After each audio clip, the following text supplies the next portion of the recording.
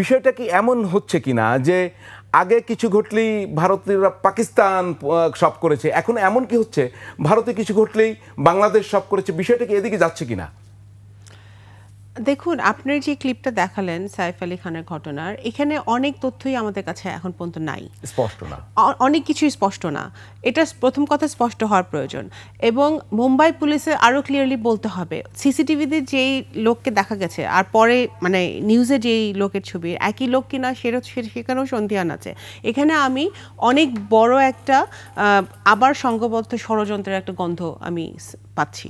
এখানে অবশ্যই অনেক তথ্য নাই। আরেকটা দ্বিতীয় কথা হচ্ছে যে দেখুন,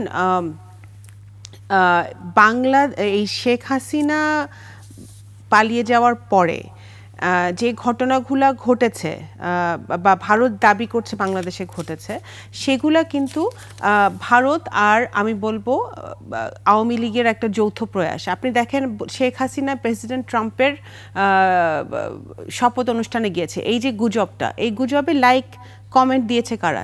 আমি দেখছিলাম, আপনারা দেখাচ্ছেন যুবলীগ, ছাত্রলীগ। সো নিউজটাও তারা বানাচ্ছে এবং এখানে লাইক কমেন্টও দিচ্ছে তারা।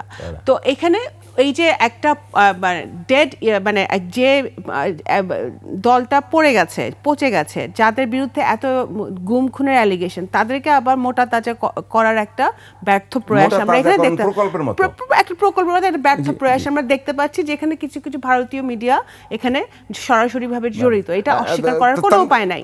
এখন এইটাকে তো প্রতিহত করতে হবে। এটাকে প্রতিহত করতে হবে কিভাবে? আমাদের এই যে আবারও বললাম যে সত্যটাকে সামনে নিয়ে আসতে হবে। এবং সবচেয়ে বড় কথা হচ্ছে যে